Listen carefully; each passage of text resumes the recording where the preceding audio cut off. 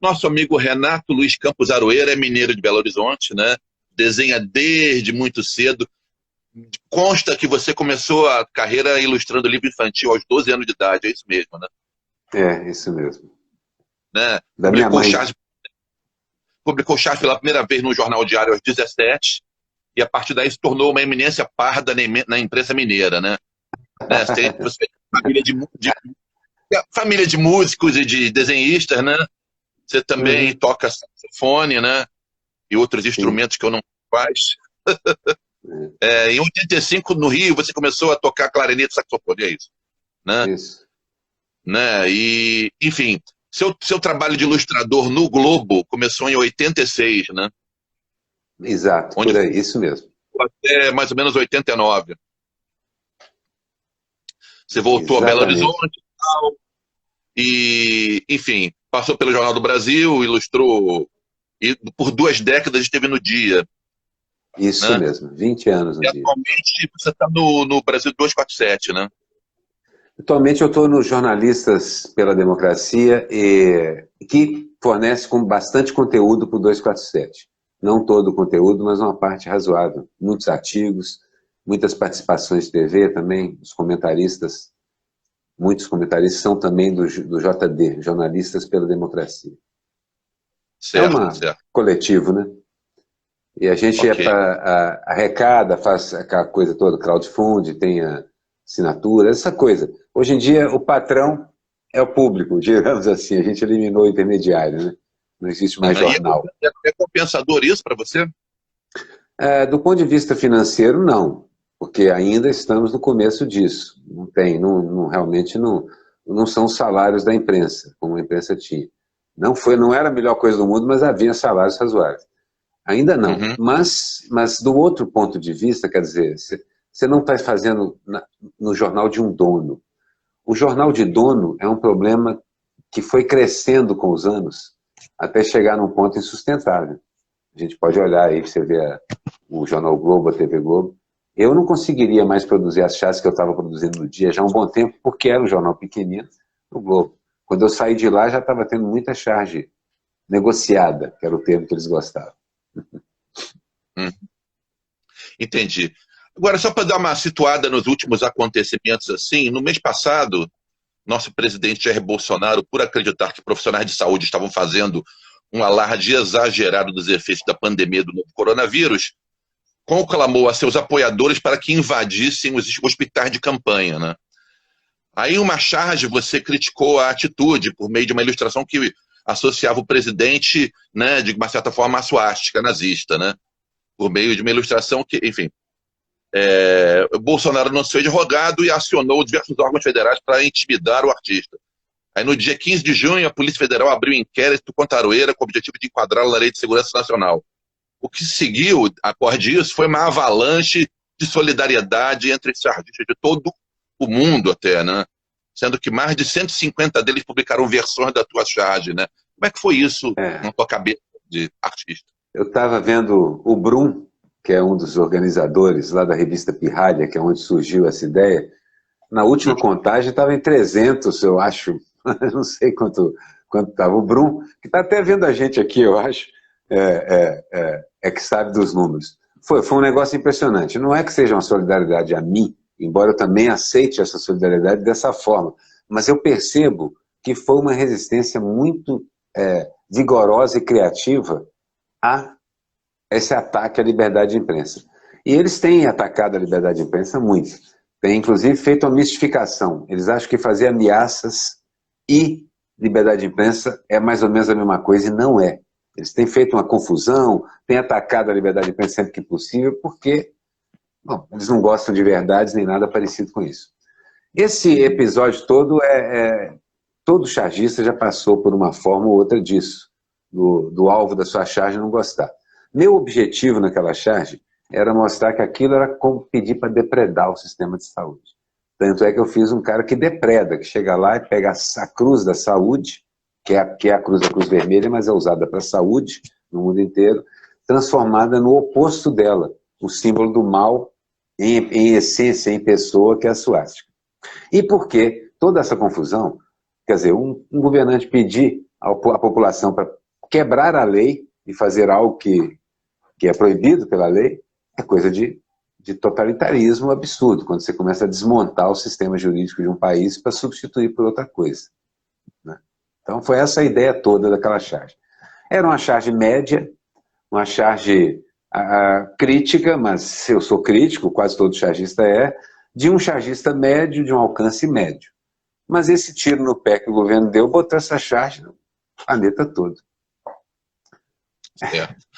Eu vou voltar nesse tema daqui. Só esse governo é capaz de tanta bobagem ao mesmo tempo. Eu vou voltar nesse tema daqui a pouco, mas eu quero falar de umas coisas mais amenas, assim, digamos assim, né? Eu estava vendo que a aroeira é uma planta cujo chá é recomendado para doenças sexualmente transmissíveis e infecções urinárias em mulheres, né? Ora, como é que essa definição ela se apoia na sua conduta pessoal? Eu sei que a aroeira é uma folha muito usada. São várias aroeiras. A madeira é muito boa, muito interessante, porque é muito resistente a cupim, e as folhas são usadas para várias doenças. E eu não duvido dos poderes das ervas, porque sou de Minas Gerais, lá a gente...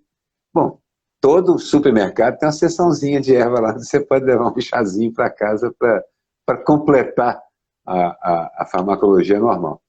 Então, sim, acho interessante, mas sim, na verdade o nome aroeira, que é meu mesmo, é de família, não era para ser meu nome de cartunista. Quando eu comecei no ramo, o Lor me viu lá fazendo combinações de letras com meu nome e tal, para bolar um nome igual Enfio, que é Henrique Filho, igual Jaguar, que é Sérgio Jaguaribe, igual Lor, que é Luiz Oswaldo Rodrigues. Aí ele falou assim, pô, você já tem nome de cartunista, aroeira. Eu falei, tá, e realmente é um nome interessante, porque tem uma pimentinha vermelha também, tem aquele negócio da coceira, que tem uma certa alergia que causa em algumas pessoas, de preferência as pessoas que precisam dessa alergia, né? Tipo Bolsonaro e outros, mas é a função. O nome calhou bem. Falando em saúde, né, como é que está funcionando a pandemia para o teu trabalho atualmente, assim, né? O que você está conseguindo fazer, né? Porque, enfim, ela te limita de alguma forma o trabalho dentro desse cenário? Eu já fazia home office nesse sentido, o desenho de casa há 20 e tantos anos. Eu trabalho também digitalizando desenho e fui aumentando a minha presença, assim, a presença do digital nos meus trabalhos. E, é claro, já estou presente nas redes há muito tempo. E já há um ano e meio mais que eu não tenho emprego em redação. Já não ia à redação, simplesmente mandava pela internet para quando eu publicava em jornal de papel. Tocava na noite, tocava no domingo, tinha coisa fixa que era importante para o orçamento. Você sabe como é, você sabe como funciona isso, de repente não tem mais, e era importante. Então essa parte foi uma boa mordida, um baque. Mas o resto do trabalho continuou dentro do que eu fazia, né? Continuou com o mesmo, não há uma grande empecilho. Claro que eu saía por aqui, tomava um café, fazia aquelas coisas perto de casa, sempre, embora fosse um escritório de trabalho, para mim, eu passeava, via as pessoas, eu gosto, né? Gostava de café. Hoje em dia não faço mais. Entendi. Levando em conta o panorama político atual, né, que a gente está vivendo, que nos permeia a todos, e considerando a nossa atividade artística, assim, né, que nós militamos no segmento de arte, né? Liberdade para trabalhar e espalhar a nossa produção, você acha que ainda é uma coisa a ser conquistada nesse momento? Para espalhar, sim. Assim, de certa maneira, a produção cultural foi simplificada pela era digital, ou pelo menos muito barateada. Pô, então você sabe como é que era para gravar um disco há 20 anos atrás. O custo disso, né, o uso das horas de estúdio, cara, isso. Hoje um estúdio caseiro, aliás, todo mundo, quem foi pego em casa sem equipamento sofisticado, está fazendo no celular, e a qualidade do trabalho é muito superior ao que podia se imaginar. A mesma coisa para o trabalho digital, trabalho de desenho, Então, muitas das atividades artísticas tiveram a parte de produção facilitada mas a divulgação continua sendo um problema, porque o algoritmo das redes e tudo mais é uma coisa a ser compreendida melhor e é preciso também uma certa democratização desse processo. Mas fora isso, é um momento rico.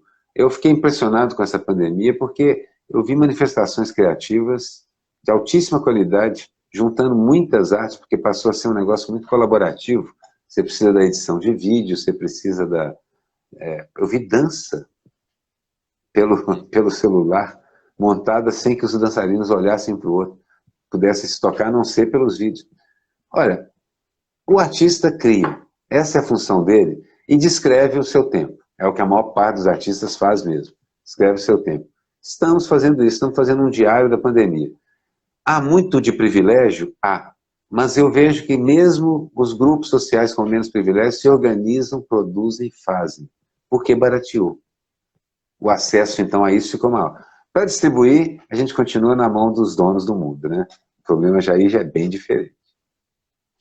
Você sente algum temor em relação ao bloqueio de determinado tipo de incentivo que esse governo possa ter? Você acha que esse governo tem força para bancar esse tipo de... Olha, do ponto de vista político, então, eu estava vendo só o problema, a questão da gente estar nessa pandemia e a tecnologia, mas do ponto de vista político, não existe possibilidade desse governo fazer nada pela cultura. Pelo contrário, ele vai atrasar, proibir, coibir, cortar e vetar o que for possível.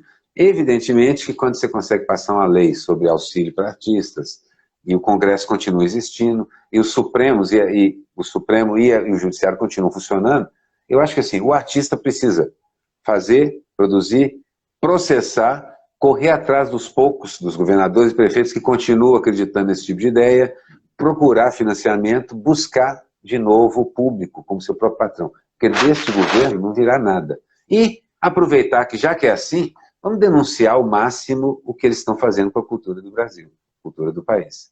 Todos os lugares do mundo estão salvando a cultura porque sabem que ela é até um bem de produção de dinheiro.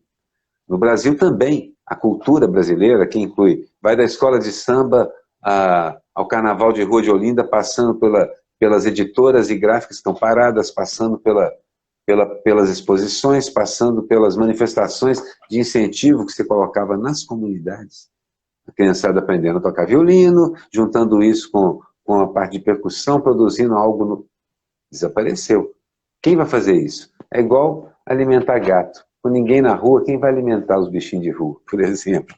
A verdade é que o Estado se aproveitou da pandemia e sumiu do mundo cultural. Que se dane o mundo cultural. Esse Estado. Um Estado que a gente deixou acontecer, mas precisamos recuperar, né, urgentemente. Não existe política cultural porque não existe ministro, não existe cultura, não existe interesse. O último ministro que apareceu realmente lá antes da Regina Duarte queria uma cultura saxã, anos 30, orientada para a grandeza da raça ariana, coisa parecida. Então, não serve para nós, né? É esquisito demais, né? Muito esquisito pensando o retrospecto recente, né? Do que a gente tem vivido no país, desde 85 para cá, né? É uma coisa muito esquisita. Né? Agora, acontece um efeito que você sentiu esse efeito, eu acho que sentiu, né? Porque quando o presidente da República vai para a rede social e detona a tua charge, né? Ele acaba chamando a atenção para o teu trabalho, né? Não, eu falei, eu era um chargista médio e ele levou a charge para tudo que é lugar do planeta. Ok? É bom para mim? De certa forma é. Por outra... Bom, isso é outro assunto. Mas o problema, assim, eu acho até que é anterior a 80 e poucos. Na verdade, nós tivemos um pequeno interregno durante o período de governos populares, onde se reverteu um pouco essa seta no Brasil. Mas o Brasil é um país escravocrata, é um país que está... Pergunta assim, nós damos tanto azar, parece até que a gente foi construído em cima de um cemitério indígena. Fomos mesmo construídos em cima de um cemitério indígena, e a seguir a isso, o genocídio do povo negro. E além disso, quando a gente fez a abolição, entre aspas, ela foi feita pela metade, ou menos do que isso, e deixou esse buraco social, que eles cobriram com o quê? Com policiamento. Em vez de cobrir com uma mula e uma acre, feito até os americanos, uma mula e um acre de terra que até os americanos fizeram. Não, eles deixaram o povo ali e começaram a criar polícias estaduais militarizadas para conter na população. Então esse é o Brasil que nós temos, que essa direção foi meio que interrompida durante os anos em que Lula e Dilma estiveram no poder. A democracia foi boa? Foi, que até mesmo o governo Fernando Henrique, neoliberal, como ele só distribuindo, loteando o país, algumas conquistas foram implantadas só pelo fato de existir democracia, o mínimo que fosse. E agora a gente está no processo de inversão, de volta ao estado normal, que é um país escravocrata, genocida, que discute até a palavra genocida, porque os militares não gostaram dela. Pô, então para de fazer isso. Vocês não gostam da palavra? Para de fazer isso. Pelo amor de Deus. Eu gostei de uma frase tua que eu estava lendo na internet, que você falou que oprimidos têm superioridade moral em relação a fascistas. Em que lugar de destaque você acha que estão fascistas e oprimidos nesse momento? Eu acho que assim, é um desses momentos raros em que a gente até, por causa da pandemia, você tem como efetivar pouco. Mas você tem os movimentos que pulularam nos últimos anos, todos eles têm razão, uma razão moral. Eles têm uma superioridade moral, porque os negros, por causa do Floyd e outras situações, essa coisa está crescendo, se avolumando já há alguns anos, que a gente está vendo. As meninas no Chile, que eu gosto de usar como exemplo também, com a coreografia fascinante. Os movimentos no Brasil se organizando de verdade, quilombolas indígenas hoje, começam a ter uma voz muito ativa e essa voz sendo ecoada pelos círculos todos do país. Então, de certa forma, a gente está recuperando a ideia de que ser humanista é a coisa certa a fazer. E que ser fascista é um absurdo criminoso. Eles estão chafundando nisso e se achando muito grandes e adorando se reconhecer. Um fascista reconhece o outro. Mas eles estão perdendo terreno no planeta como um todo. Até mesmo a onda de autoritarismo e a onda de liberalismo que tomou conta do planeta levou uma pancada por causa desse tipo de coisa. As pessoas levam um susto e falam assim, eu não quero ser igual esse louco fascista, racista, que não quer ter nada. Aí olha em volta e fala assim, peraí, eu não posso ser tão egoísta. Posso estar sendo otimista, mas eu acho que tem uma onda revertendo esses 30, 40, 50 anos de culto ao próprio ego, que a publicidade, de certa forma, erotizou ao dizer eu tenho, você não tem, o exclusivo é que é o quente, e tornou isso o objeto. Aí você prepara, com esse terreno você semeia tudo que é tipo de erva daninha que vai brotar direitinho, como brotou. Aí o Steve Bannon nada de braçada, né? Eu acho que se você inverte essa semeadura aí, você recupera. Vai dar trabalho. Vai ter que falar manso, vai ter que conversar com muita gente, vai ter que recuperar ponte, vai ter que, inclusive, levar em conta o que o Chomsky está falando e parar com a cultura do cancelamento, porque esse negócio de cancelar todo mundo não sobra interlocutor. A gente vai ter que ter interlocutor. Bem verdade isso, né? Acho que essa pergunta agora tem a ver até um pouco com o que está falando aqui, mas saber como é que mudou a tua história de fazer charge diária com o advento das redes sociais. É mais fácil ou mais difícil emplacar uma boa ideia nesse cenário? Acho que é mais fácil, até porque você faz a charge e publica ela na hora, instantaneamente. Antes a charge era feita sobre uma notícia que você tinha lido, ou seja, era de ontem, você faz a charge hoje, ela só vai ser lida amanhã. Então a charge se referia a um evento de 2, 3 dias antes, na melhor das hipóteses. Atualmente você faz a charge, terminou, em 5 minutos já colocou nas redes todas, mais 10 minutos e começou já a divulgar, já divulgou para todo mundo, e já está tendo as reações e conversando nas redes com as pessoas que leram sua charge e gostaram, não gostaram, concordaram, discordaram. Claro que nesse período meio exacerbado, eu tive que bloquear a gente e assim por diante nos últimos tempos, tive. Até por causa de ameaças e coisas assim também. E até hoje você está às vezes fazendo um trabalho e tal, começa o pessoal invade, chega e começa a falar bobagem, você tem que... É preciso fazer isso porque você tem algo a dizer, eu preciso de ser ouvido. Então o zumbido de ficar discutindo com esses idiotas o tempo inteiro atrapalha a comunicação.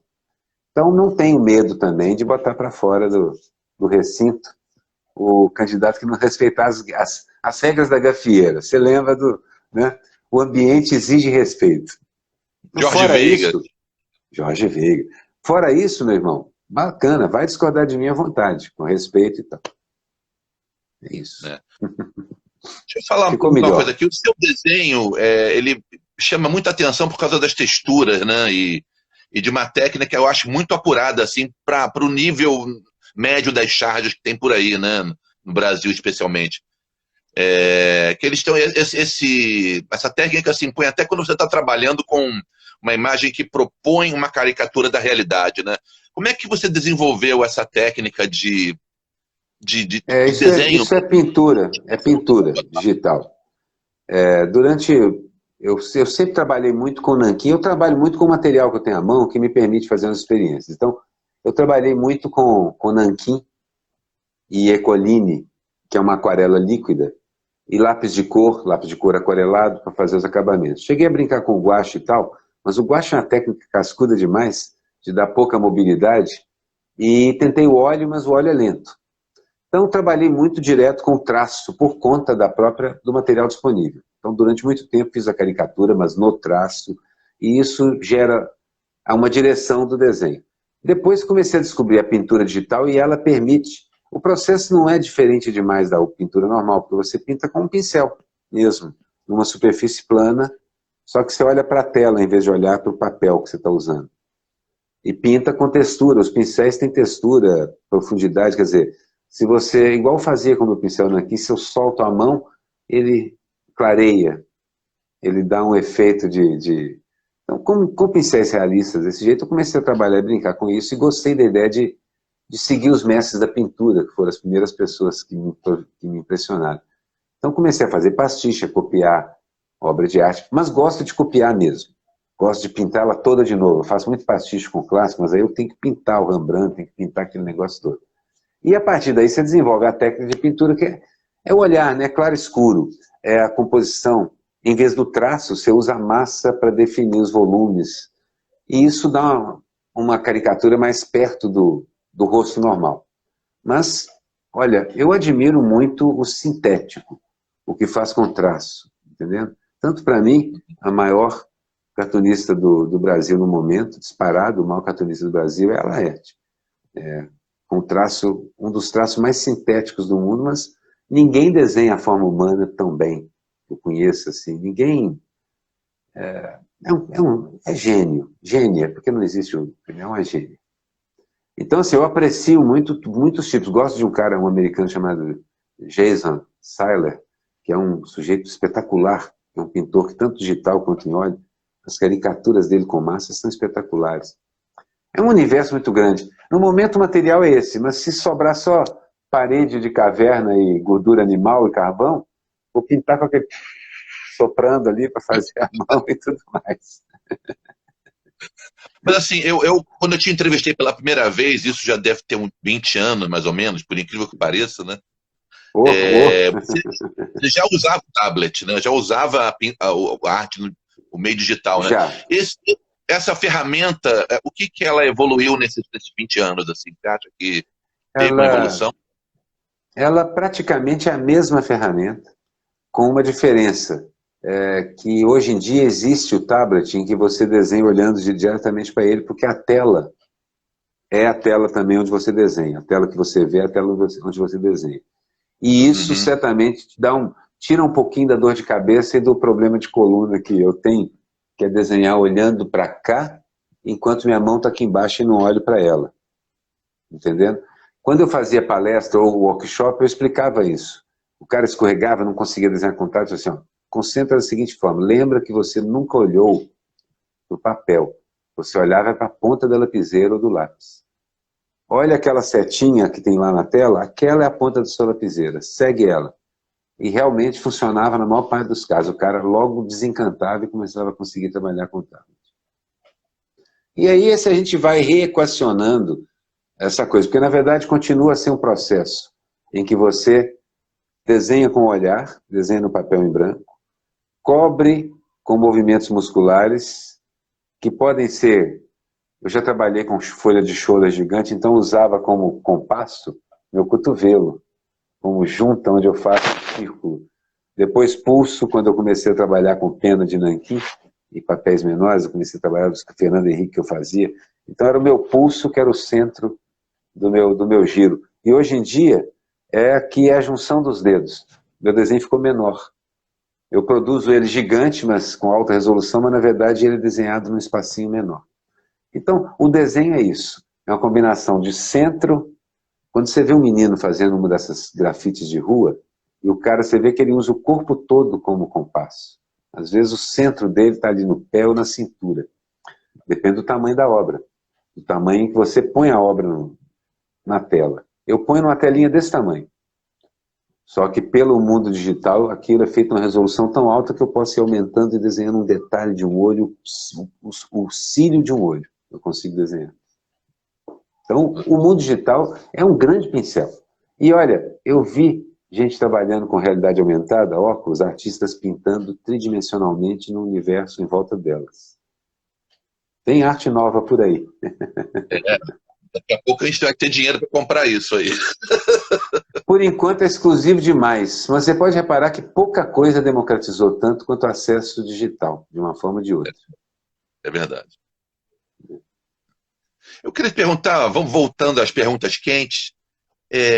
Por incrível que pareça, existe um pequeno contingente de cartunistas que milita na extrema-direita, né? Como é que se moldam artistas com essa perspectiva ideológica, assim, do Brasil, principalmente?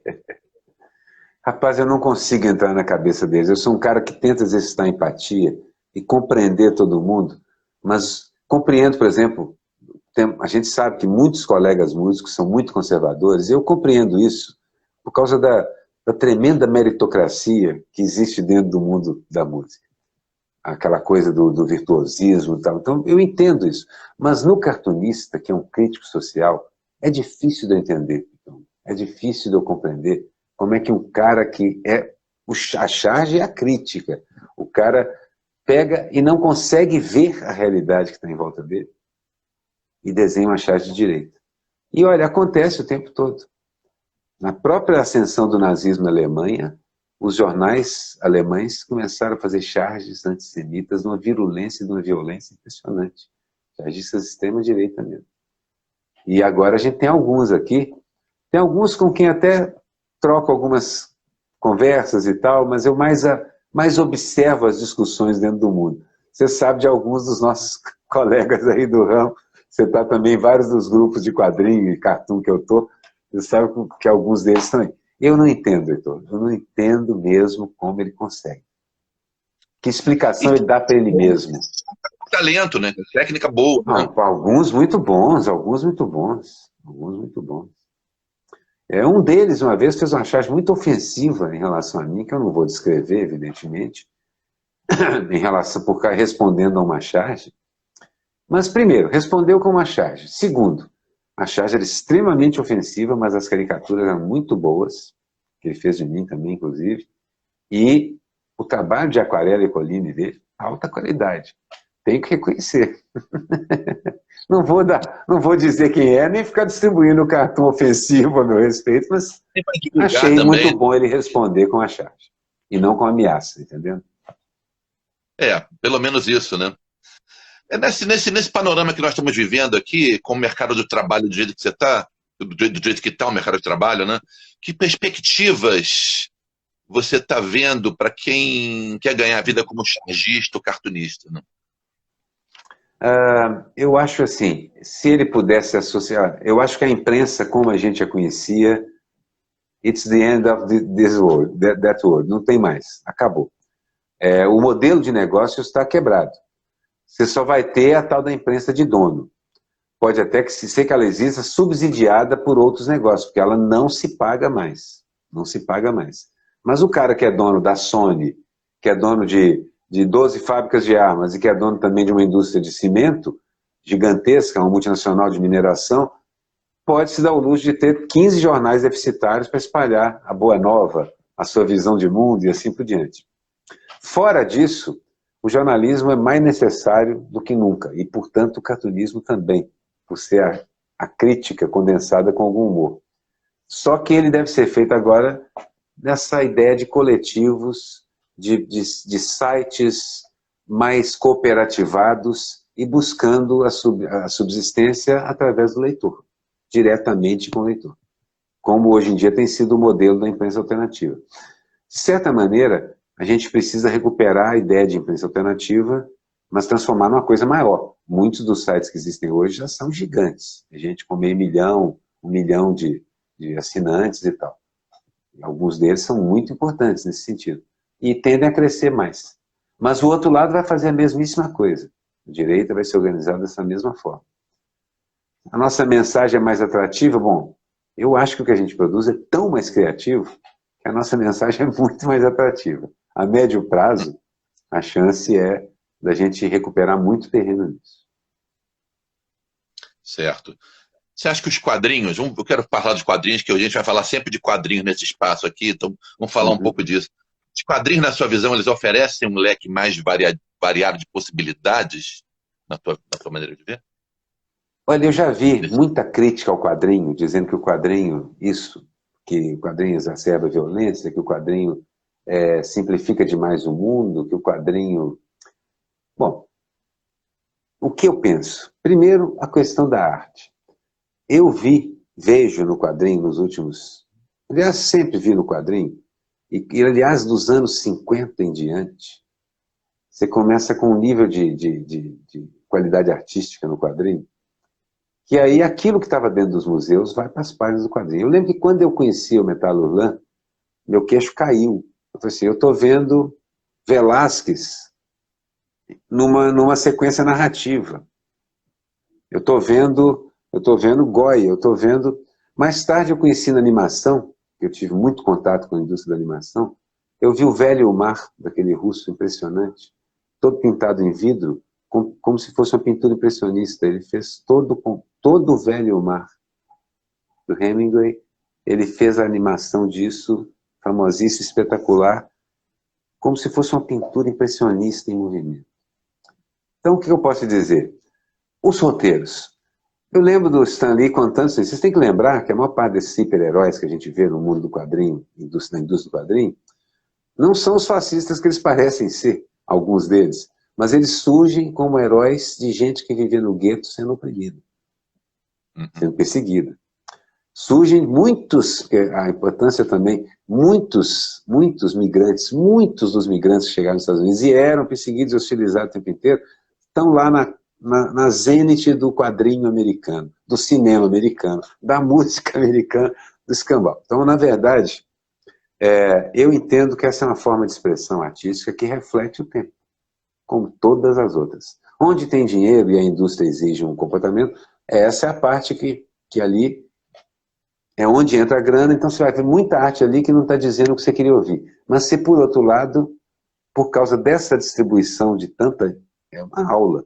Você na internet hoje, você toma uma aula de quadrinhos e se for um menino curioso e com talento, você aprende a desenhar sem precisar de consultar ninguém. E nós temos então aquela história da menina na Pérsia, começa a ter um quadrinho que conta a história do oprimido agora.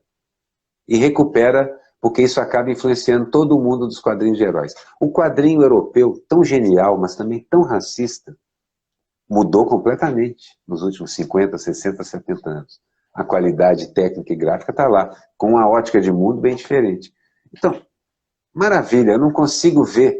Eu acho assim, que simplesmente mudou de foco. Em algum momento foi a pintura em porcelana, o artista ia se realizar ali. Agora, vai fazer um quadrinho maravilhoso, uma narrativa que ninguém pensou antes, um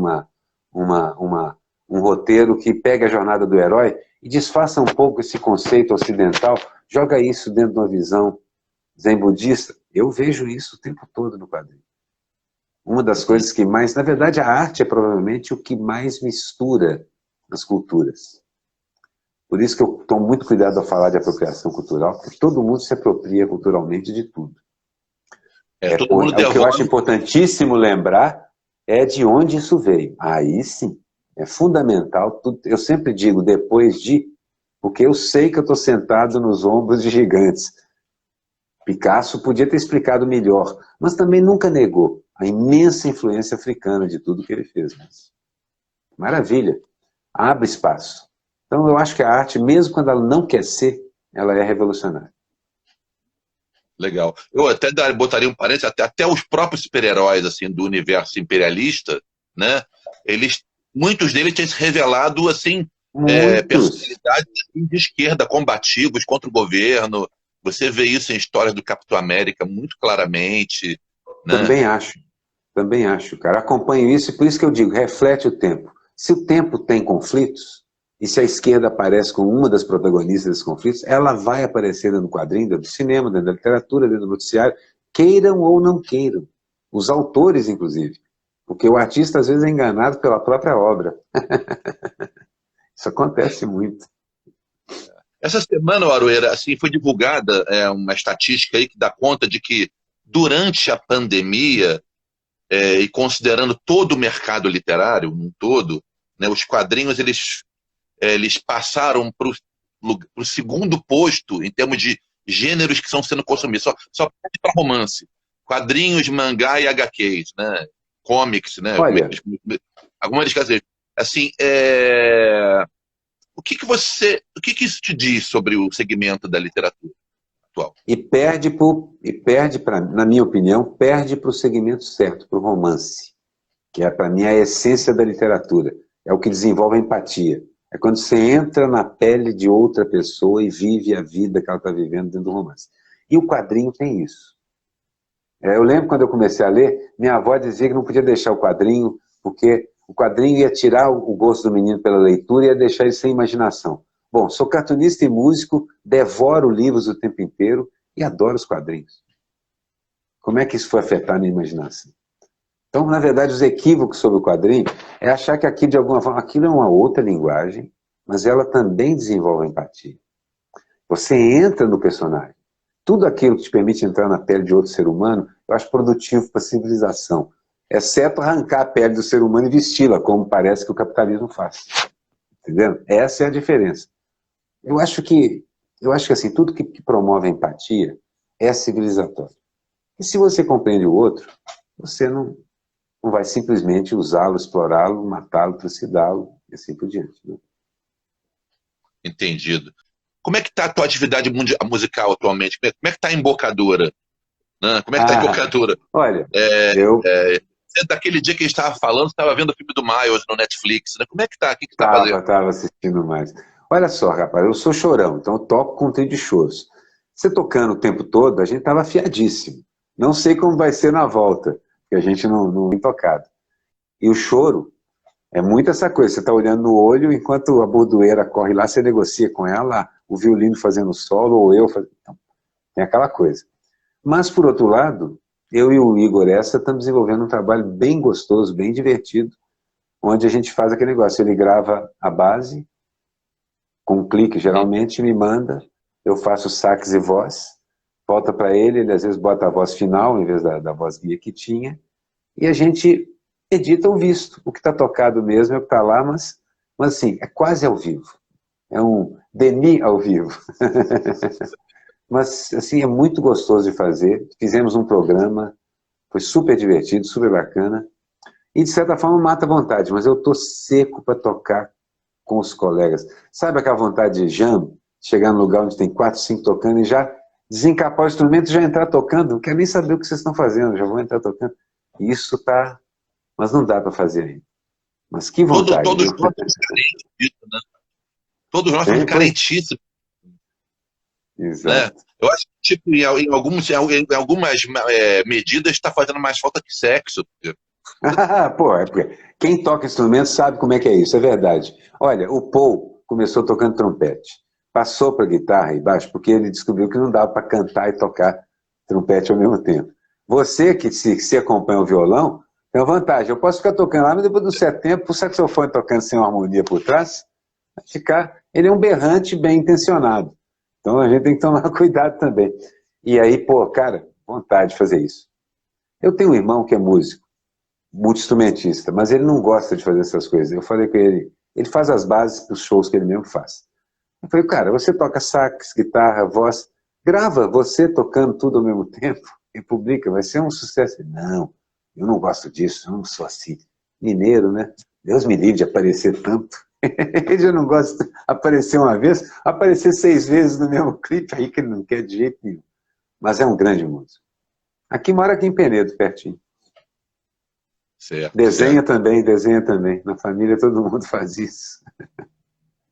Voltando àquele tema que tá meio que recorrente aqui na nossa conversa, assim, eu fico um pouco espantado com a quantidade de músicos que são de direita, cara, que pregam ideias.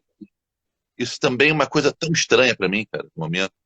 Olha, eu acho que, assim, por que que eu fico mais espantado com chargista do que músico? Porque a música exige uma coisa que é a disciplina. Eu sou um cara que olha para a direita com muito cuidado. Eu converso com qualquer um, então, mas também observo, eu ouço que a direita, que alguns individualistas ou anarquistas de direita têm a dizer, tirando a ausência de empatia e o descaso pela vida do outro, eles têm algumas considerações sobre o indivíduo que me interessam. A gente na esquerda esquece o indivíduo muitas vezes. E na música, a música exige disciplina, exige aquela obsessão de se concentrar, focar, aprender a tocar. Aprender a tocar um instrumento não é uma coisa que você sai fazendo. A não ser o Hermeto Pascoal, mas esse já nasceu sabendo tudo. Ele pega e sai fazendo. Mas, assim, você precisa aprender o rudimento, o fundamento, alguma técnica para tocar e alguma, mesmo que empírica, teoria harmônica. Você tem que enfiar alguma na sua cabeça, mesmo um músico que não é um especialista. E o desenho, a pintura e a charge, ela pressupõe a simplificação do traço para agilidade. Então, assim, você tem muitos... De certa forma, a pintura aceita mais o que a música não aceita tanto. A música não aceita... A música considera muita coisa erro. O desenho, não. Entendendo? Eu acho que a música está errada ao considerar isso dessa forma. Mas é assim que os cânones funcionam. Então, acho que isso justifica um pouco, primeiro, a tal da meritocracia dentro da música. Muita gente leva a sério isso e acha que ele merece e o outro não, porque o outro não estudou. Quando você pensa dessa forma, você já entendeu o mundo errado, eu acho. Então, acho que isso talvez explique porque o músico é conservador. A outra coisa é que o ser humano é mesmo conservador, porque quem não é muito, muito bem de vida, quando muda, geralmente ele se ferra. Então, geralmente a gente é conservador por causa disso, no dia a dia. Assim, é claro que isso é um chute social, não tem nenhuma ferramenta séria aplicada nesse chute aqui. Mas eu acho que assim, o desenho é mais solto, rompeu com os cânones de uma forma mais profunda do que a música. Entendeu? E de uma forma mais popular. Conseguiu romper com esses cânones de forma popular. A música não, a música é séria pra caramba e cheia de 9 horas, até mesmo na música popular. Principalmente, vai tocar bossa nova pra você ver. Você sabe como é que é. Um cara sei lá, de repente, do jeito que você está falando da música, um cara com a técnica de um enfio, por exemplo, ele não teria lugar na música, uma música mais formal, né? Digamos assim. Olha, talvez, seria uma comparação, seria mais ou menos essa, com uma diferença, que o enfio tinha uma técnica de movimento que substituía. Então, assim, digamos que sabe quando você tem gente que, é difícil conseguir fazer o cara gravar, porque ensaiado ele não funciona bem. Mas você solta o bicho para improvisar, é um passarinho, impressionante, faz coisas do arco da velha. Eu conheci muito músico assim. O enfio, acho que é essa categoria. A música não aceita tão bem esse tipo de coisa. A falta de disciplina. Mas o desenho aceita. O desenho aceita. Eu estava vendo que tem uma pergunta aí perguntaram aqui qual é o maior cartunista brasileiro de todos os tempos, na sua maneira de ver? De todos os tempos é difícil, eu não tenho conhecimento suficiente. Você pode citar, assim, em épocas, D'Agostini, Belmonte, né? J. Carlos, o Agostini era importado, mas viveu aqui, né? Belmonte, J. Carlos, você pode falar, turma, aquela Fortuna, que coisa maravilhosa, que é Fortuna Jaguar, espetacular, como cartunista, inclusive, e tantos outros aí. E aí, recentemente, tem gente feito Dahmer, que é, para mim, assim, um gênio completo, e a maior de todas, que é Laerte. Eu acho que, assim, olha, Ziraldo é um dos maiores desenhistas, designers e desenhistas que eu já vi em todos os tempos. Mas vou te falar uma coisa, cara, chutando assim, acho que Laerte, para mim, é a que mais me enche os olhos. De tudo. Tanto nas tiras todas que fez, quanto nos cartoons. E além de ser uma filósofa, porque é impressionante a quantidade de cartoon evocativo, que te força a pensar, que te põe uma questão, e é também impressionante a quantidade de charges precisas e afiadas e apontadas. E como Ele era assim, agora eu faço menos tiro, mas sempre foi uma gênia desse haikai, que é a tira de 3 quadrinhos. Pá, pá, pá, pá, pá, pá, pá, pá, pá. Domina de 4 também. Pá, pá, pá, pá, pá. Então, para mim, acho que é a maior de todos os tempos.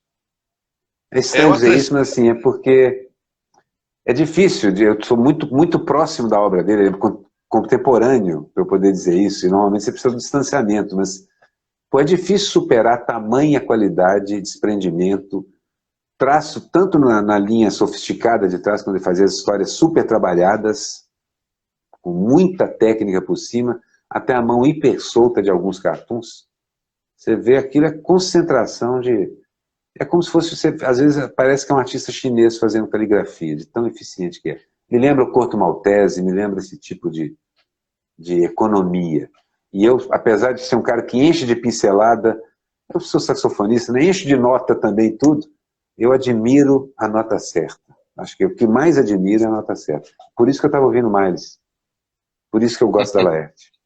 Porque o Laerte é meio Miles, Miles do desenho, entendeu?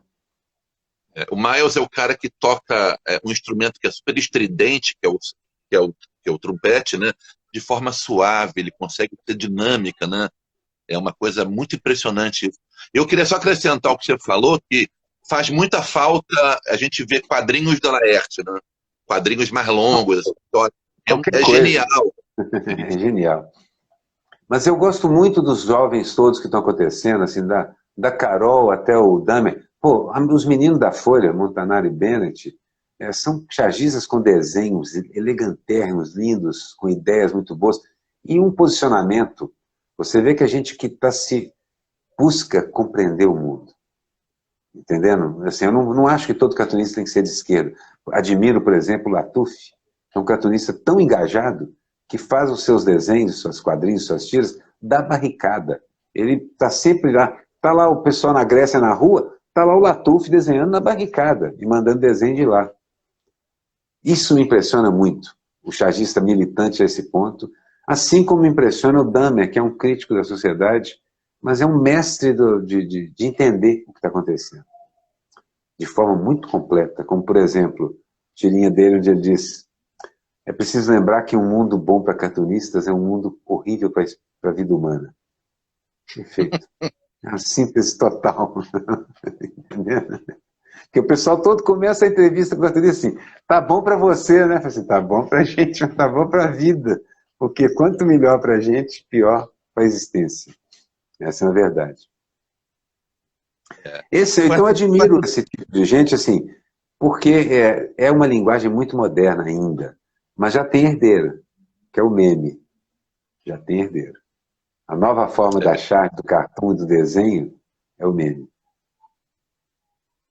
O meme é o futuro do cartoon, né? Já é o presente do cartoon, né? Já é o presente. Já, por um momento, a gente coexiste bem. Assim, mas o meme é uma ferramenta muito mais democrática que todas as outras, porque não precisa de um artista que passou anos treinando para fazer aquilo. Não precisa.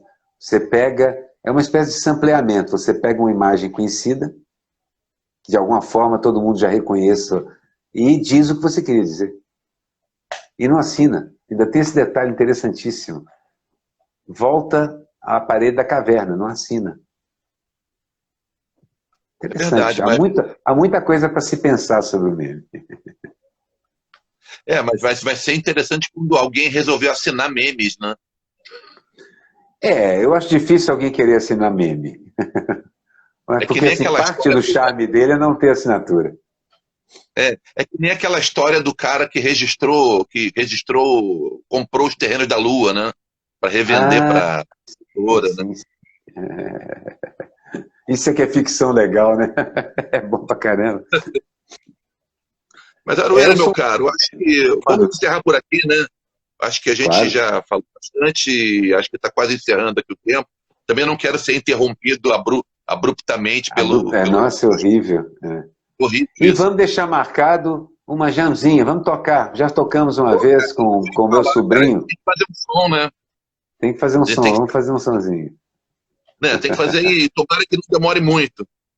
Tomara que não demore muito, cara, tomara.